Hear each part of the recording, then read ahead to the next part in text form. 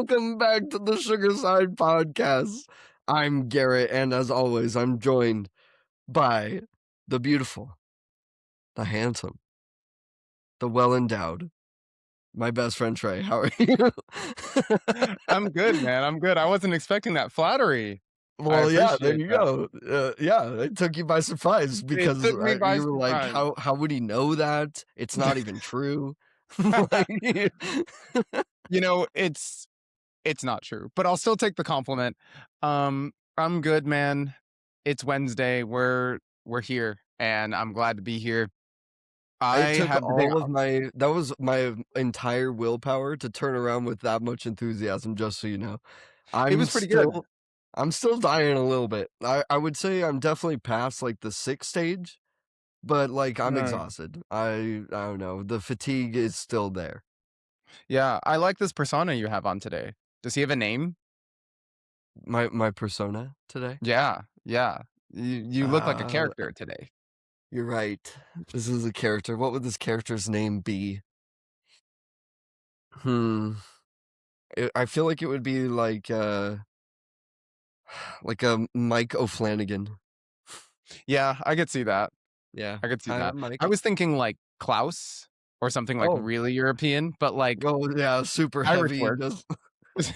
Just go full Slavic. Yeah, just one syllable. You'll See, never I forget it. was thinking more like Scottish Irish with like the cap and like so. Yeah, I No, know hooligan. I get it. Michael Hooligan sounds perfect to me. Yeah. Um, so Michael Hooligan, you had some news in Garrett's life that you wanted to share. He gave you permission for that. So why don't we start there? What do you Okay, got I've for us got on some some news. updates? I've got some news for us. Okay, Sugarside fans, sweeties, sweet tongues. Sweetie. I'm gonna make that catch on. Uh, I've got some news for us. Ready? Jen Wexler is helming the next Becky movie. Here's what we know.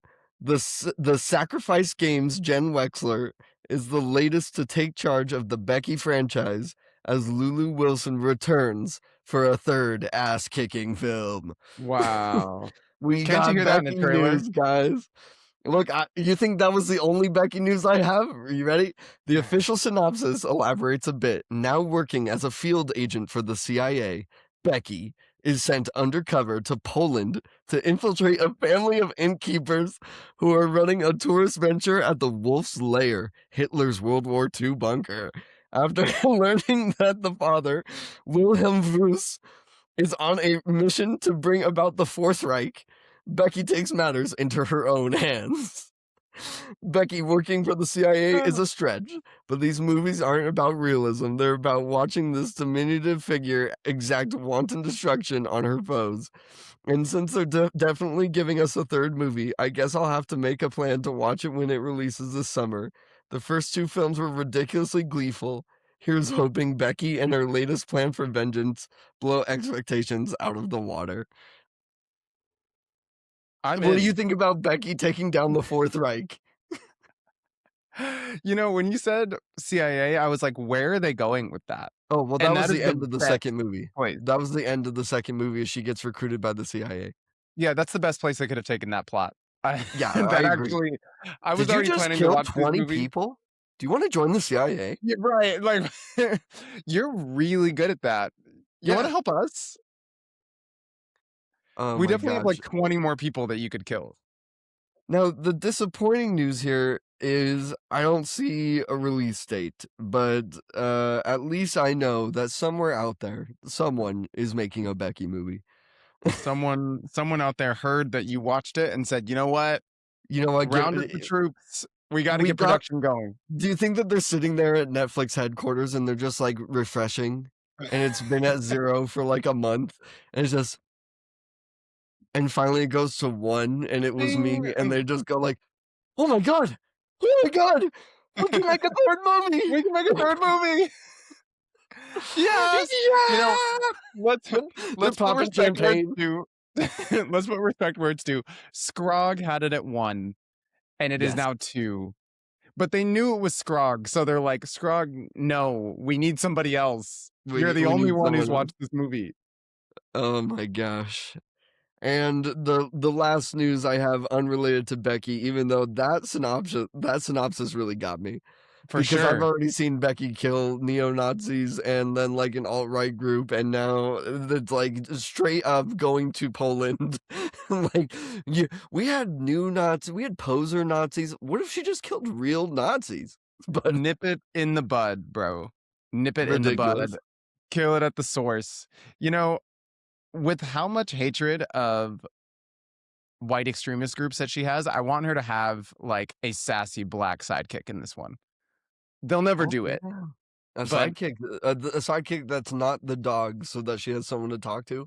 yeah. And she's like super, she's like, has no idea about anything European. Like she's just there just to like snap her fingers and give attitude.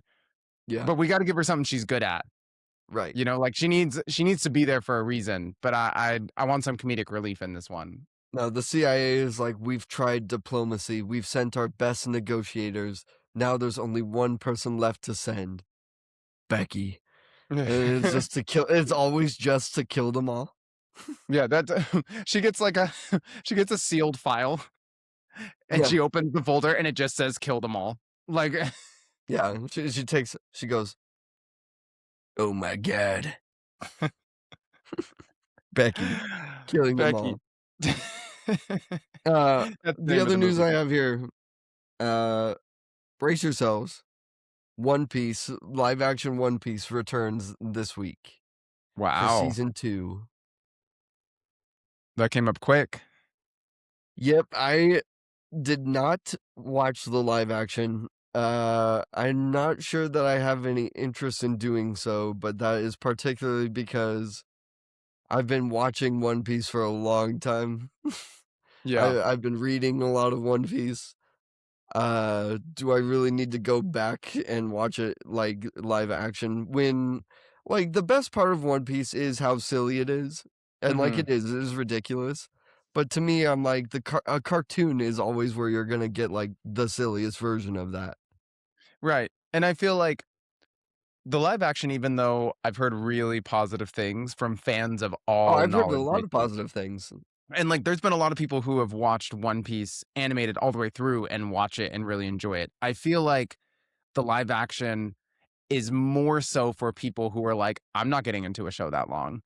Yeah, And it's like a soft introduction that's not animated. You don't have to be an anime fan to watch it. Like I feel like it's a much wider net to cast. And they just yeah, did a good job at doing that. But I can understand as deep in as you are why you wouldn't want to go back to the beginning just because it's live action.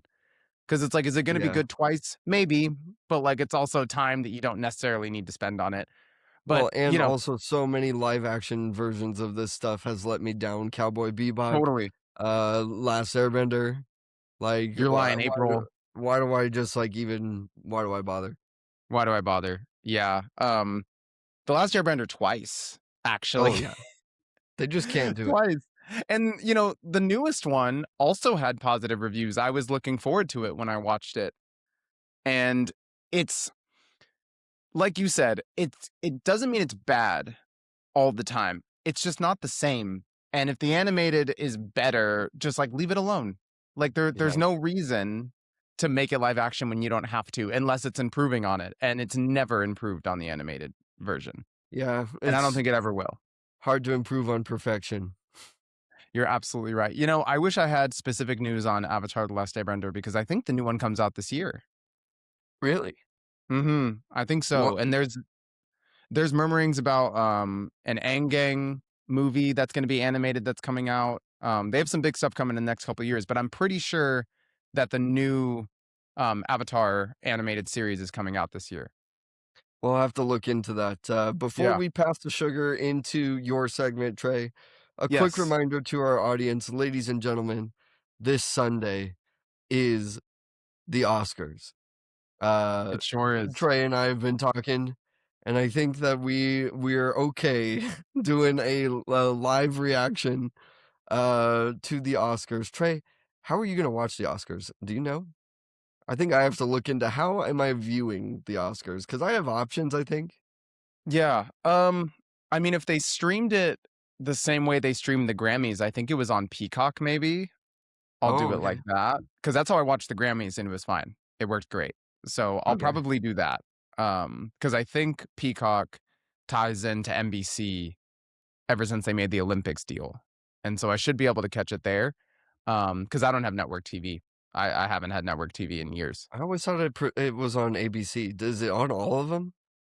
I think they run ABC as well because that's where I also watch Dancing with the Stars Oh, and okay.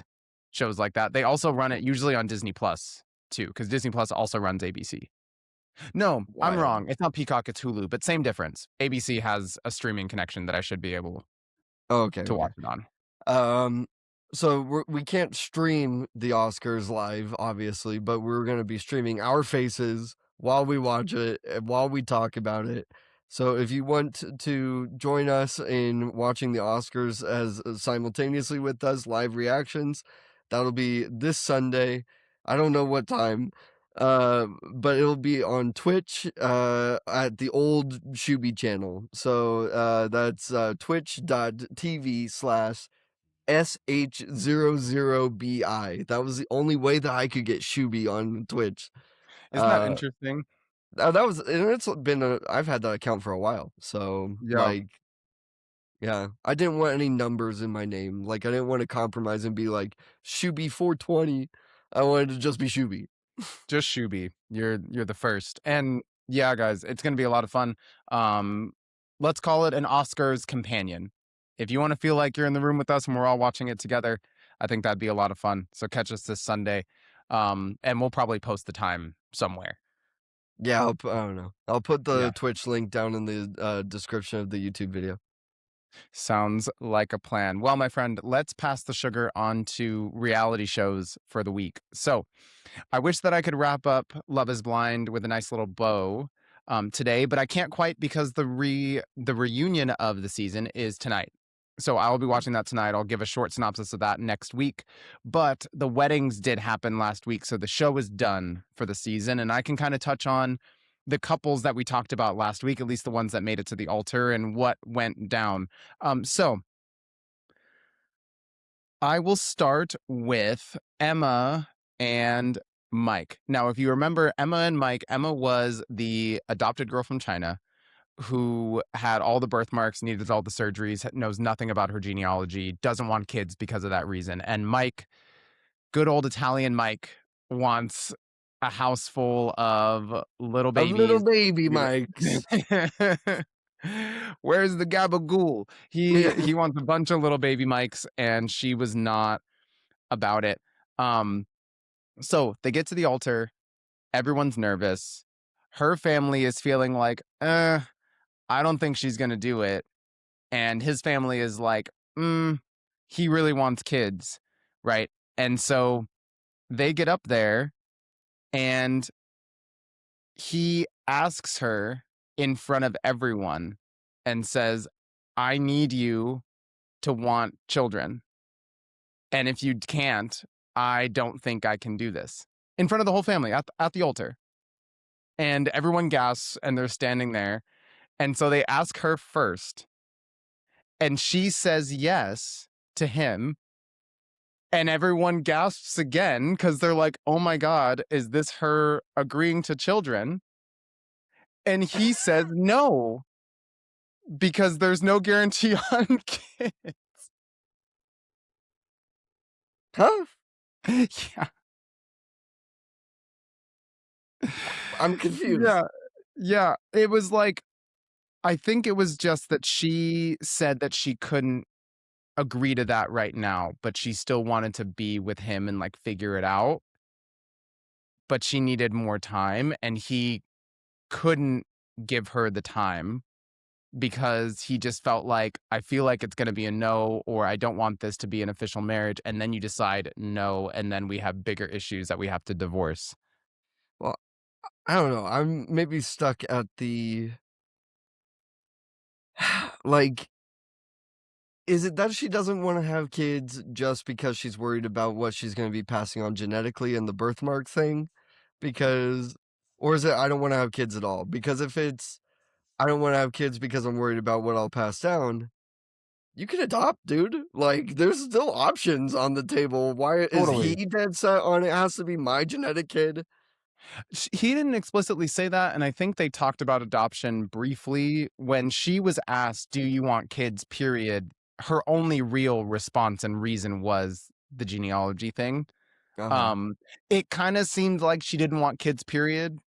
But Oh, and I okay. think the whole adoption thing was like I mean, she was too Adoption's not young. for everyone, I get it too, like, And I'm with not her just being adopted, she's kind of like, I don't know if I want to do that either. oh, Like no, that comes never with a mind. lot. If you're adopted, you pay it forward, dude, like, you that's how it works. You you don't I don't wanna hear you bitch or moan, like, "Oh, adoption." You're like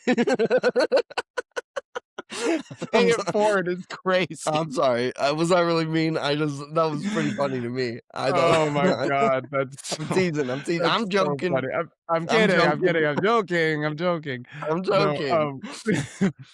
no, so that was the end of that, which was kind of a shock. I mean, I'm just not sure how it I feel about adoption, says the adopted kid with a says the loving family. Fuck you. adopted woman.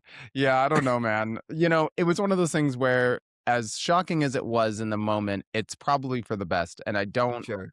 disagree with Mike that, it'd be much more complicated to get a divorce over the same issue. And it's like, if we Yeah. haven't resolved the issue, we probably just shouldn't do this right now. Yeah, And I couldn't hate on them for that. I feel like they shouldn't have got it to the altar because this was sure. the same issue they talked about all season. The And it's like, whole you time. knew this wasn't something that was decided. The But, whole time. you know, I hopefully both of their families get to go to another wedding and maybe rewear the same outfit. I don't know. But Yeah. moving on. The other couple that I talked about that made it to the altar was none other than Alex and Ashley. And Alex was Mr. Nomadic, Mr. You don't understand my past. I have a complicated story, body, body, body, blah. And Ashley did a really good job of continuing to ask him for honesty and just be like, I just want to understand who you are and who I'm supposed to marry. And I feel like I don't. And he just did his same old shtick of, I feel like you're interrogating me.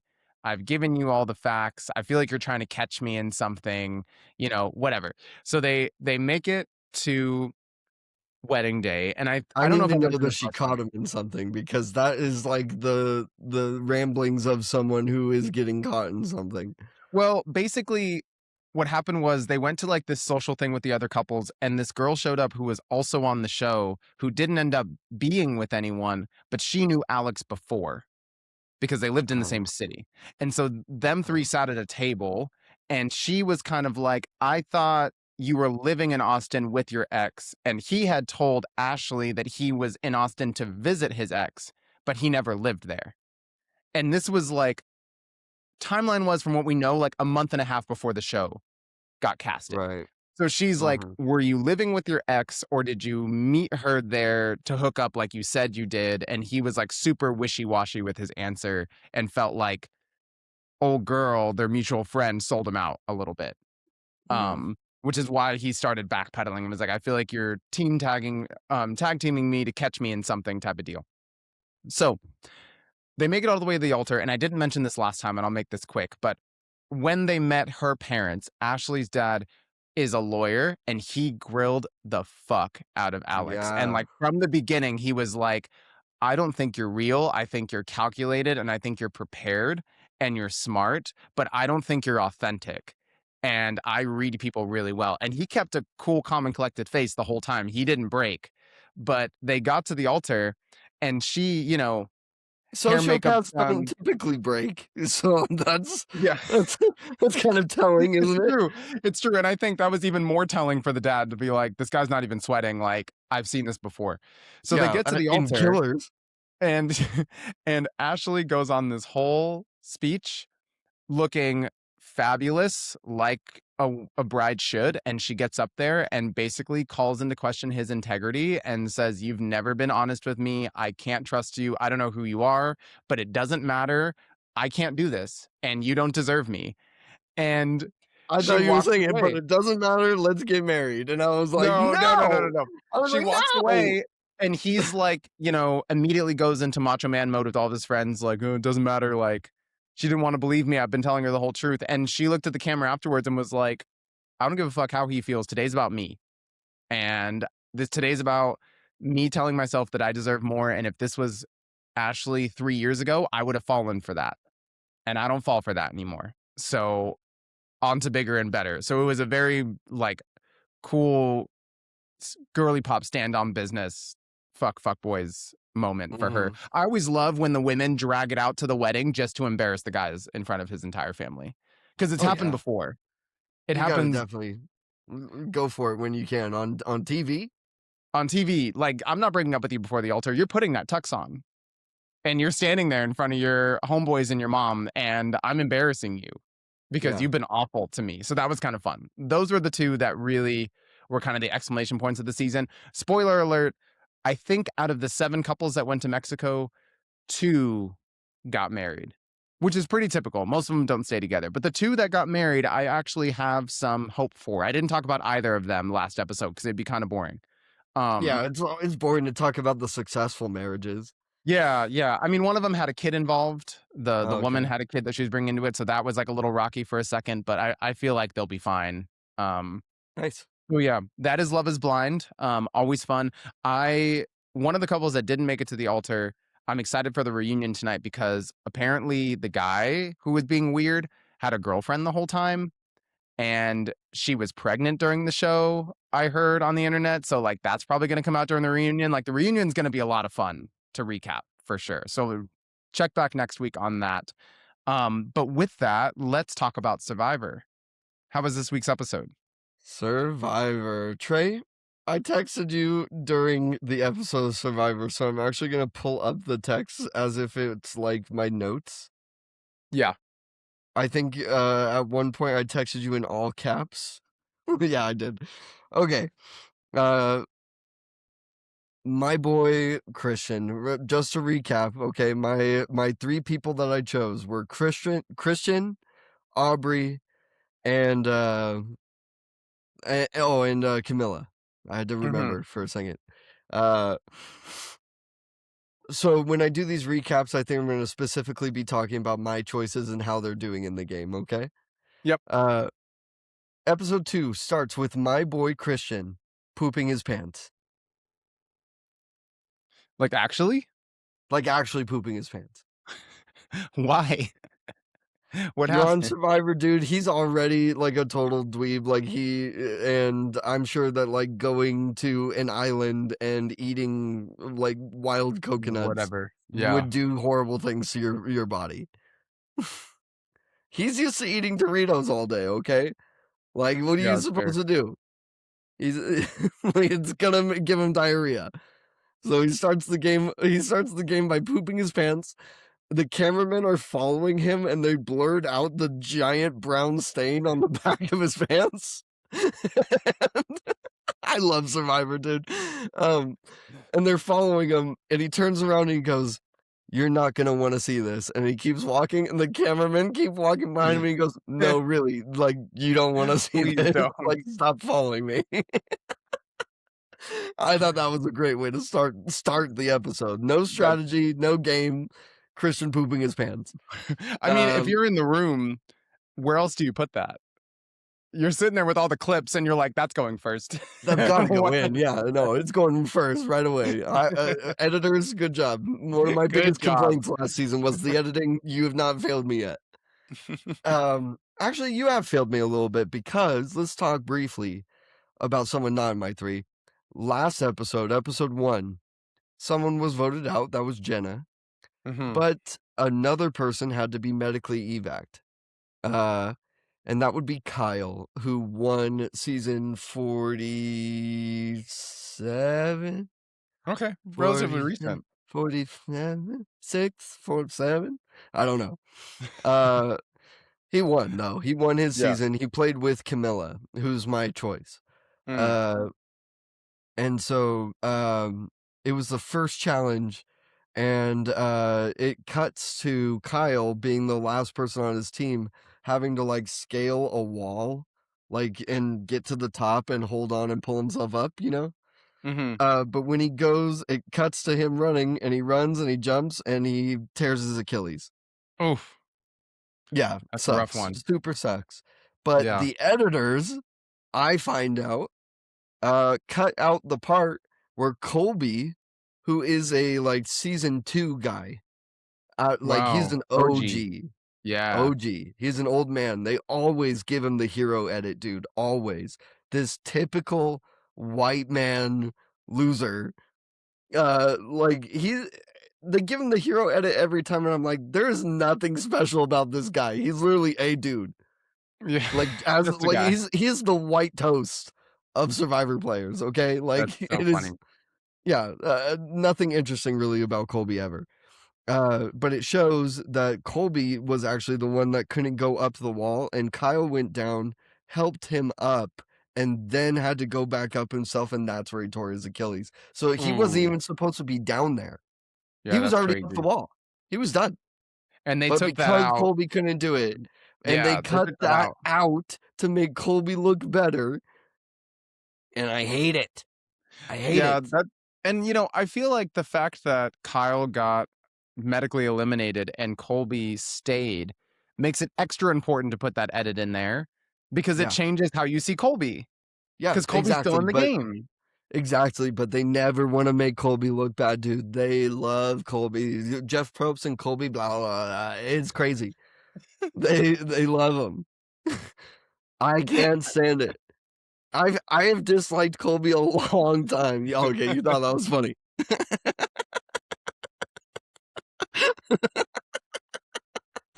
I always love getting Trey to laugh so hard that he's speechless. Look, he's not even breathing. Look at him. I'm so sorry. It was just so smooth. It was like mid-sentence and you kept talking afterwards. Like it wasn't even a punchline. You just kept going. Okay. Oh, okay. I've been That's watching a so lot funny. of So Ted, it's so it's maybe Fuck Colby. maybe that's been helping with my comedic delivery. Oh, The Jesus. Ted That's Show, so have you funny. watched any of that? I haven't because the trailer didn't make me laugh, so I didn't know if it was going to be dumb. It's actually very funny, but it's literally just Family Guy. Anyway, Of course, I mean Ted's just Family Guy. It's Stewie and Rupert, but that's a conversation for another day. So fuck Stewie and Colby. Brian. Huh? Yeah, that's fair. That's fair. Uh, Okay, but so that was editors. That was my editors. You failed me rant. Fair enough. But then Christian pooping his pants. Editors, good job. That was well done. That's one. Artistic, really. They're 1-1. Yeah, they're 1-1 They're right 1-1 this week. now. Camilla, her like only moment in the episode 2 was her seeing that Kyle had to be medically evacuated and like being upset by it and being like, Mm. man, like that sucks. We did one challenge. Like he was my best friend on my season. We worked together really well. I'm always a little bit worried about people being so open about like past relationships on Yeah. these all-star seasons. Yeah. Um, I hope that doesn't turn people off from wanting to now work with Camilla. So, So, quick question for you, and I know we got to get yeah, through this segment, but I'm trying to get it's all good. invested in Survivor. Um, is there anyone on this season that doesn't like Kyle that you feel like that showing of him and Camilla's relationship publicly would hurt Camilla? Is there anyone who would I hear that and be like, I don't know if I drive with Camilla if she rocks with Kyle like that.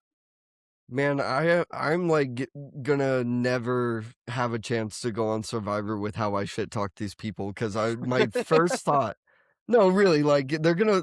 If I ever send an audition tape, they're like, "Who's this guy? What has he ever said about Survivor?" And they hear what I'm about to say. It's the entirety of season 2 of the Sugar Yeah. Side podcast.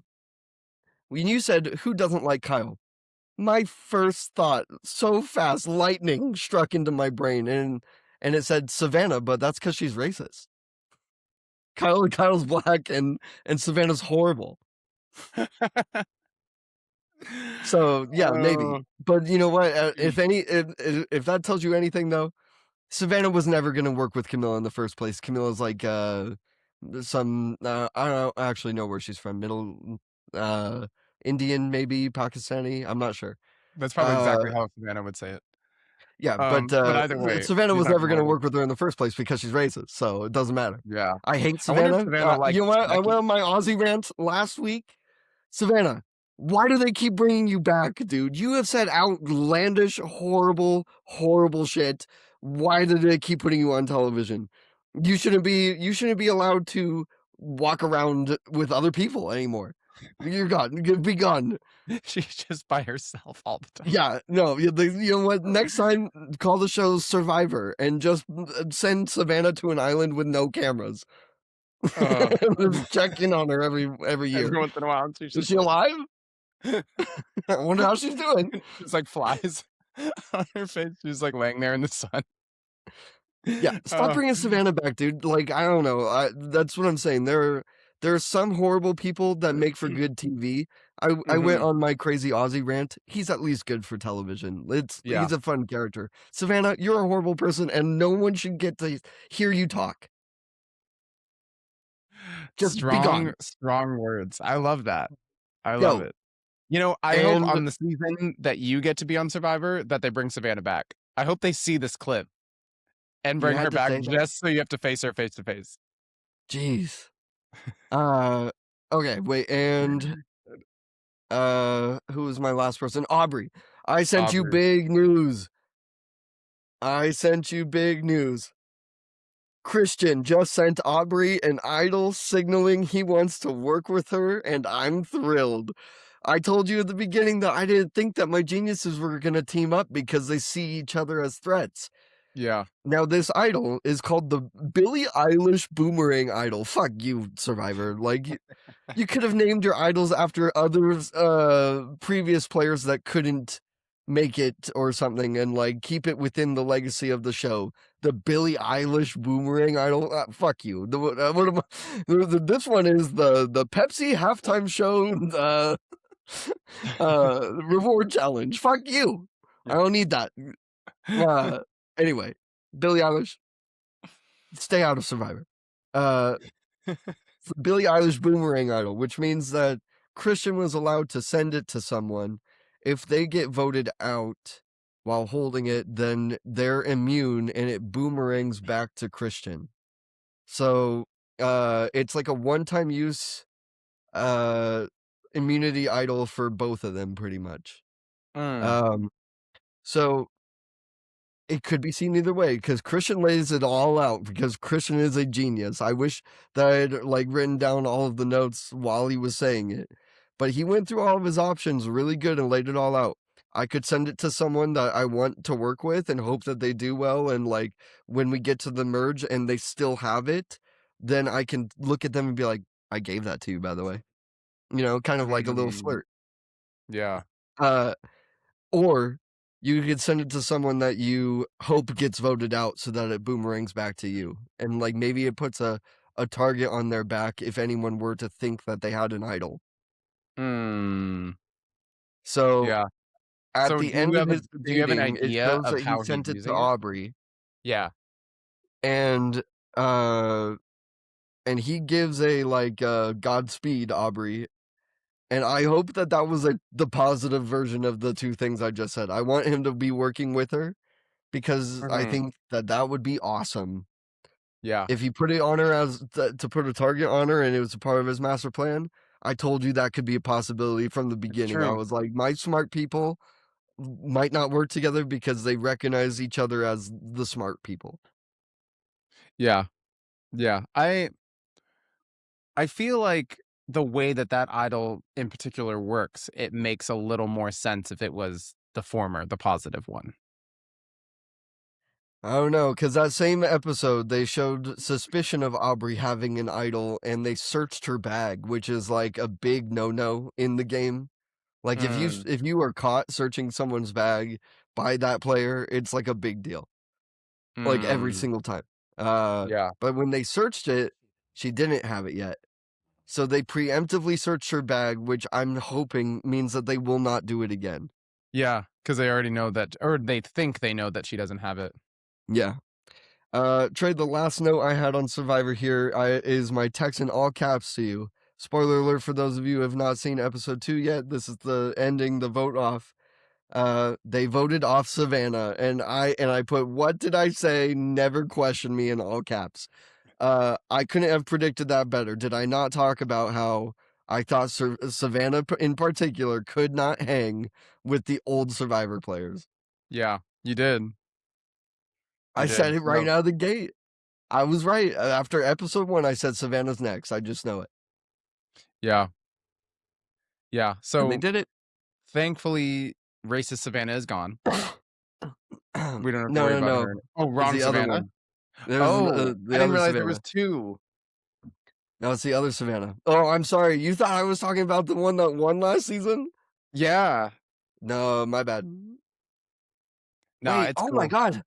I'm the idiot. I'm so tired, dude. This is how you know that I've had such a horrible work week. This is Stephanie. Her name's Stephanie. Who? The one who The went one home or that the race? sucks. Oh, the one that sucks is Stephanie, not Savannah. Okay, that makes a lot more sense. So Savannah That went home. oh man, I Stephanie's the ruined that racist one. whole rant. No, I have to you do it all back. Okay. you Okay, spent Savannah, you you are not racist. you spent You like deserve 10 to minutes talk. I'm so sorry. I'm so sorry. Stephanie, you This suck. is Stop putting you on TV. this is how this is how the internet ruins careers, because someone's gonna pull this in like 5 years of you just calling Savannah racist, and you're like, no, it's out of context. No, it was Please make Stephanie it the clear. whole It was time. Stephanie the whole Oh, that's so funny. Okay, so Savannah's gone, but that sucks more than it's okay because Stephanie's the shitty one. Got it. Yeah, I'm up to Stephanie speed. is the shitty one. Savannah won last season. She was my pick last season, remember? Mhm, Uh, mhm. and I said last episode, these old Survivor players are gonna chew her up. She was like too awkward. Yeah. Yeah, you mentioned that. That And she it was didn't probably work. still fucking tired. 2 weeks off of Survivor and like going right back on. I'd be like, great. Yeah. I'm gonna go cash my $1 million check now. Yeah, dude, fuck you. Y'all, it was part of my network contract. I didn't wanna be here. Yeah, I didn't I'll want to see be y'all here in the later. first place. Oh, man. Well, I'm excited. I am committing today. I'm saying it on this podcast that I'm committing today to jump on the Survivor train because I definitely want to keep up with this week to week. I feel like it'd be a really fun podcast segment for both of us to be a part of. So, It's gonna be interesting because you don't have the history with these guys the same way that I no, I do, don't. but you could Yeah. watch YouTube highlight reels or whatever to Yeah, like get the I'll do some homework, but I also feel like that's kind of the fun part of this podcast is a lot of the things that we talk about I don't have a lot of sure. knowledge of previously, so it's kind of our dynamic. So I feel like that with Survivor is going to be a good time. Trey, Um, my friend, I think that yeah, we possibly need to skip the Pokemon segment today because I've got about 20 minutes to talk about Ponyo. yeah, yeah, I agree. We'd So a rush little bit of both a of them. shorter podcast today, folks, but it's okay because the next time we talk about Pokemon, I'll have finished the bug run. Okay, really fast. I uh we just beat Giovanni, so I have all 8 gym badges, and I just need to fight Gary before Victory Road.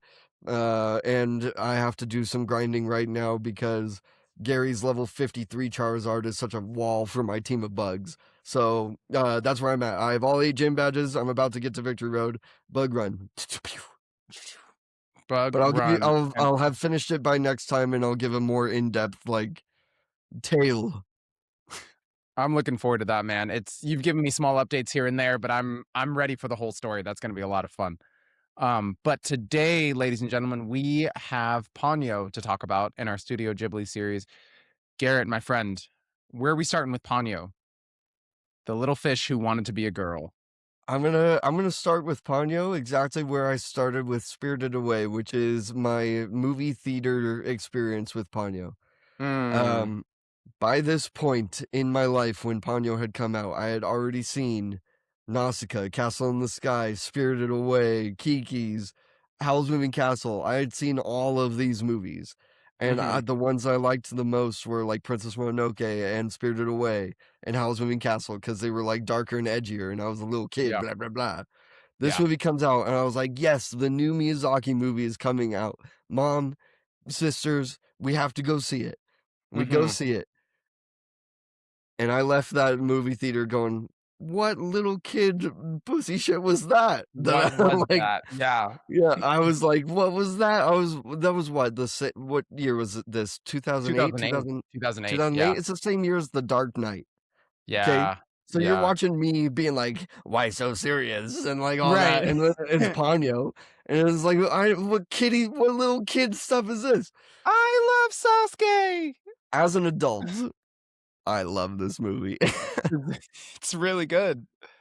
It's so cute. It's just The Little Mermaid. And I didn't like watch it necessarily with that like mindset or context the first time I Mhm. saw it in theaters. Instead, I was a teenager, so like as soon as the like her voice is like Sosuke, I was angry for like the entire rest of the movie, and I don't think I would have ever gotten any enjoyment. But like now, this is also one of the vibe choice ones that I actually put on, like where we talk about Totoro, and I'm like, it's a vibe movie. I just don't always put it on. Yeah. Uh, Kiki's is a vibe movie, but it's kind of a sad vibe movie, so I Yeah. don't always A put it little on. bit. Yeah. Howl's Moving Castle is a vibe movie that I will put on because it's fun and like I have a great time with it. This Totally. one, this one could be the vibe movie, like this because it's Mm. so pretty. It's so Yeah. pretty to look at. What did you think? Maybe I'm talking too much. I have a No, lot to say about Ponyo. I liked this movie a lot, and, I think this movie really showed Miyazaki's range. I mean, every Mm, movie has been unique, every movie's story has been very different, but even the animation style and the art style of this movie looks very different than the others. It looks like a storybook that you'd find in, like, an elementary school classroom come to life. Like, yeah. when he first fills the bucket with water to put Ponyo in the bucket, the Hmm. the bouncing off of the water off of the bucket, I was like, "Why does that look like I'm reading a Dr. Seuss book?" And it's, like, animated. Like, Right. it really underscored the little kid vibe that they were going for, but, like, in the most beautiful and, like, nice to look at way. Like, I loved so many things about this movie. I think, we've had water scenes, but to have an entire underwater world was a big jump, and, we talked about, with Spirited Away, how long that takes to animate Yeah. and draw by hand, and to have so many parts of the ocean that are moving and have eyes and turn back and forth into fishes, like, it was insane. I mean, the whole thing is insane to watch. I It love really is. that Dr. Seuss comparison that you made just now because, like, yeah, you can see like a lot of style in Ponyo that would remind you of Dr. Seuss, and I've never thought of it like that. But you're right. Yeah. You're totally right. Yeah, it's like Um, it's not it's not Princess Mononoke, It's like those are 2 very different feels. yeah. Mononoke feels a little older. This feels like a little kid, but in the best way. I feel like, I wrote a note that was random. Sasuke's mom is my favorite parent we've had in Oh these yeah. movies. She's an So far. awesome character. Yeah. I love like, she's so realistic in that she is clearly, like, almost on the brink of out of her mind. She's so Yeah. busy and all over the place, but she has it all together at the same time. Like, I loved all the driving scenes with her literally almost hitting people head on Dude, no and, like anxiety in my chest. She is the worst driver in movie history. oh my god, but she doesn't panic. Like, the fact that nobody honked at her because they know it's her, and she's, like, taking licks of ice cream and, like, getting out sandwiches, like, she is your mom's favorite mom. Yeah. She wrangles the kid together, she gets to the job late, but she's the best worker there, like, everybody in the town loves her, like, she's just someone that you have to love, um, and yeah, I loved how great of a character Sasuke is. Yeah. She mentions it at the end, his mom mentions it towards the end when she leaves to go back to the senior's home, but, like, the kid's 5 years old, and his respect for everybody, his maturity to be brave enough to do what he did and take care of this random fish girl, like all these little attributes that you love to see in a little human being, to where it's like he feels so much older than he is, but he's like the cutest little kid you've ever seen. You Yeah. know? It's like even like the ladies at the old folks home that like give him a hard time. Like, Mhm. and he's never mean to them, like, he bows to all of them, he brings them gifts, like, you just wanna give him a high five the whole movie. He's a Um, homie. he's the homie, and, you know, he's a great kid, and I love that you feel that the respect that his dad has from the community gets placed on him, and he wears it so well. Yeah, there's so many things to like about this movie and so many characters to love in this movie. Um, what do you think, and I think we're gonna spend a little more time on this, so I wanna get to it now. What do you think was Miyazaki's theme in this movie? Reflected on his own life and what he wanted us to get out of it. What are you taking away from that? Love. Love. Just True love. love. Be Yeah. nice and love. Yeah.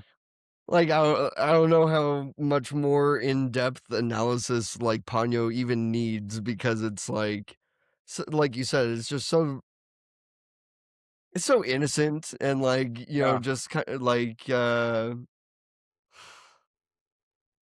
don't know, like, it's not even very consequential. Think the funny part about, like, this movie to me is that, like, if I was an adult and the events of this movie happen, I would think it's the end of the world. Yeah. Like, And the only person who thought it was the end of the world was Ponyo's dad. Everybody else was calm. He was the only panicked one the whole time.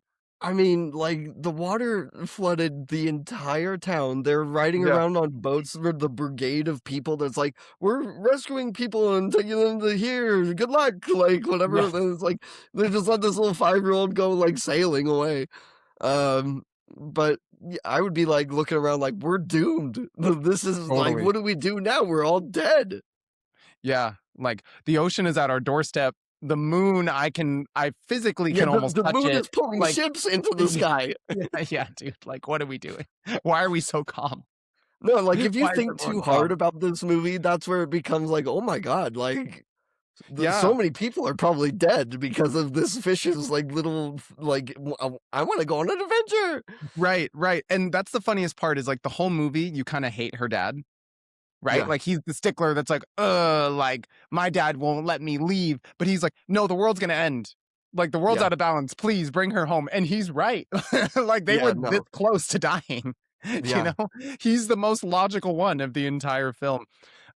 You know, I like that you obviously called there him, like, the bad guy because he's the stickler and everything, but again, this is a Miyazaki movie where there's no bad guys in this movie, no, it's and, like, like, is a stickler, and that's his worst quality, but, like, he talks about, "I used to be human, but then I fell in love with the goddess of the sea, and now I'm in charge of keeping the balance of nature and humanity." Like, yeah, what the heck? yeah, that's there's a lot of responsibilities that come with love. Um, Yeah. and obviously, what was kind of fun in my mind, and obviously they're 5, so, like, it's a lot more innocent than this, but just the way that the characters are written in relation to Ponyo and Sasuke, I think was kind of fun. It felt like towards the end when everyone's together and they're, like, meeting the parents and, like, "Oh, you promised to take care of my daughter forever, and, like, you need to love her," and he's like, I do love her, whatever." It felt like parents, like, giving away their children to each other, but in the way that even if they were adults, they would see their own children.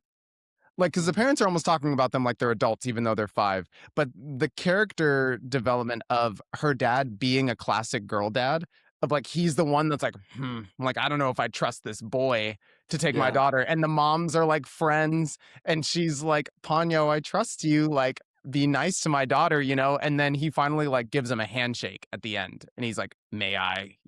And you yeah, can tell he's like with gritted teeth. I'm like, I feel like I'm watching a dad watch his daughter go on like a first date.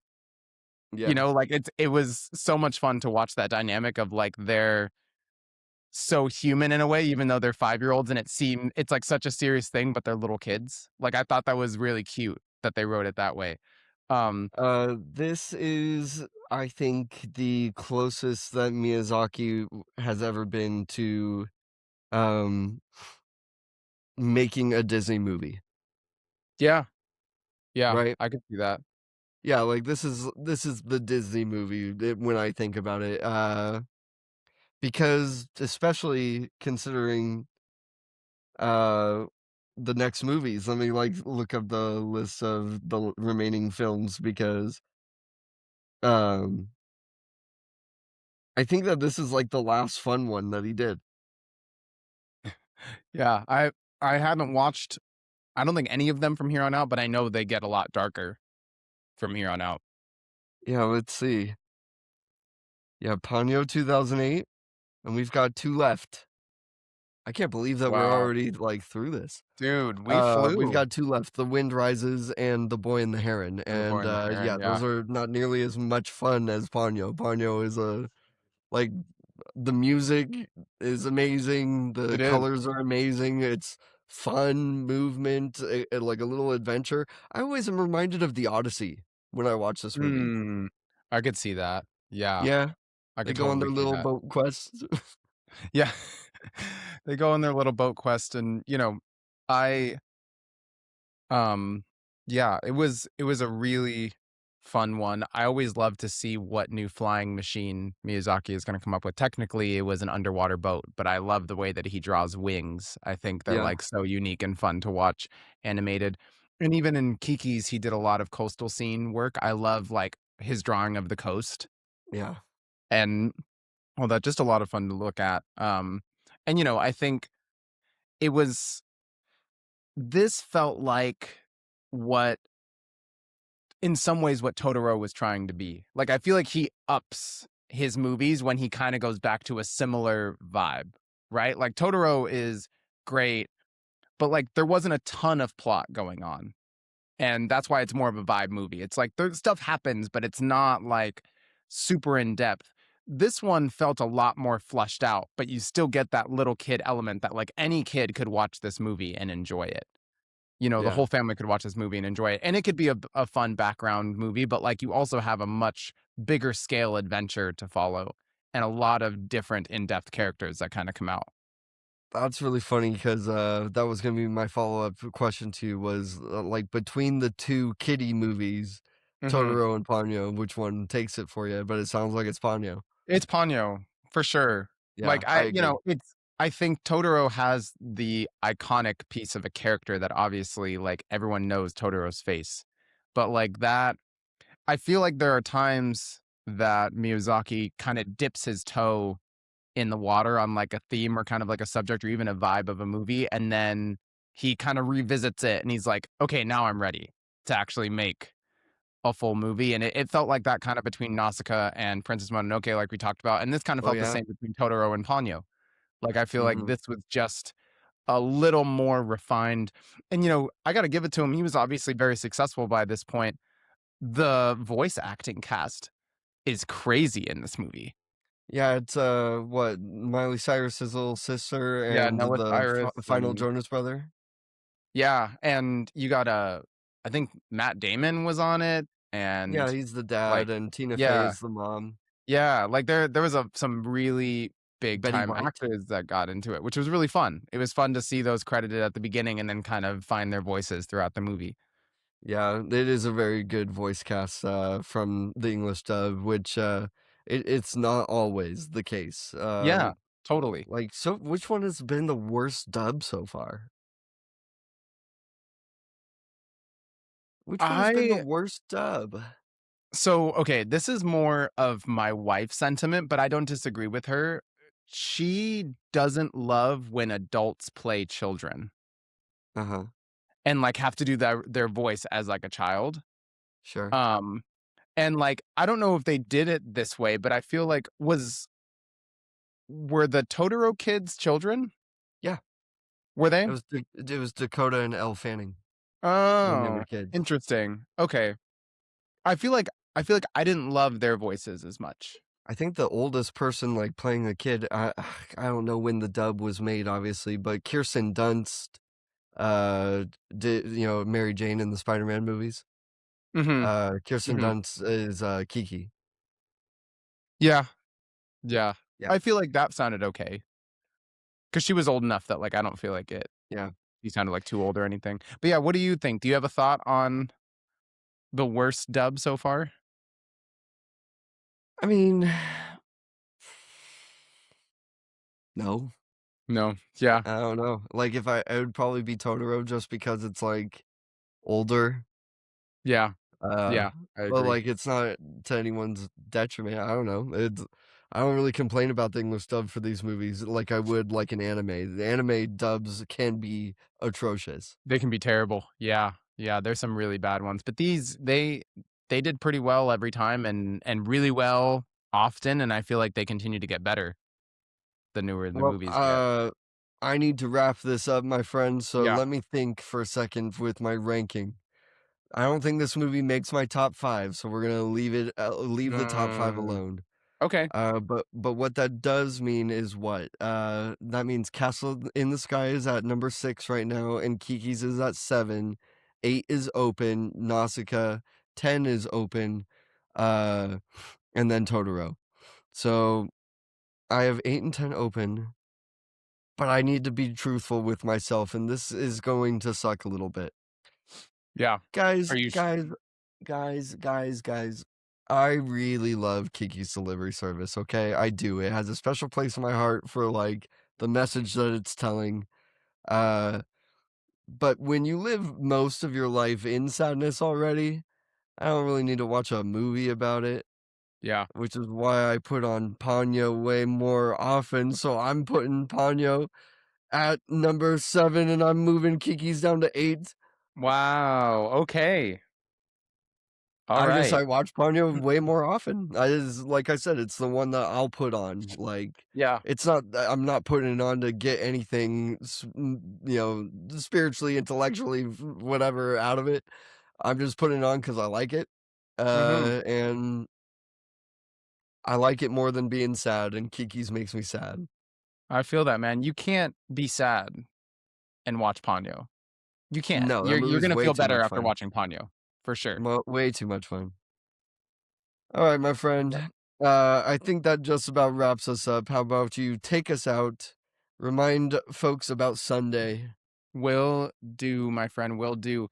Sweeties, sweethearts, sweetards. This has been Sweetheart. another this has been another episode of the Sugar Side Podcast, and it's been a fun one. Um, Remember, on Sunday, we are streaming on Twitch for the Oscars, which is going to be a lot of fun. Like we said, we will put the Twitch link in the description of this YouTube channel, and somewhere we will post what time it's at, or you can look it up what time it is if you want to watch it with us. And that will Yeah, be what do I look like? Your fucking dad? Look up when the Oscars start look and up you what can it is, join us if and we'll you be want. there. And we'll be there. We'll sync times. Um, and that is at twitch.com/Shubi, SH00BI, if you want to find us there. If you want to follow along with Survivor and you've been watching it, let us know in the comments who your picks are and what you thought of episode 2. Tune in next week for Garrett's retelling of the famous bug Nuzlocke on Fire Red. That'll be a Oh, lot it's of not a fun. Nuzlocke, dude. It is not if it was a Nuzlocke, we would have lost a long time ago. So the bug run, the bug catcher wins it all, and I'm sure he will have good news for us next week, so that'll be a lot of fun. And we will be covering, what's our next movie? You just said it. The Wind Rises. Wind Rises. So tune in next week for The Wind Rises, our second to last Studio Ghibli movie, and I will shed a tear ahead of time. I can't believe it's almost the end. As always, I've been Trey. That has been Garrett, and in this bitter, bitter world, y'all stay sweet out there, and we'll catch you on the next one. I pooped my pants.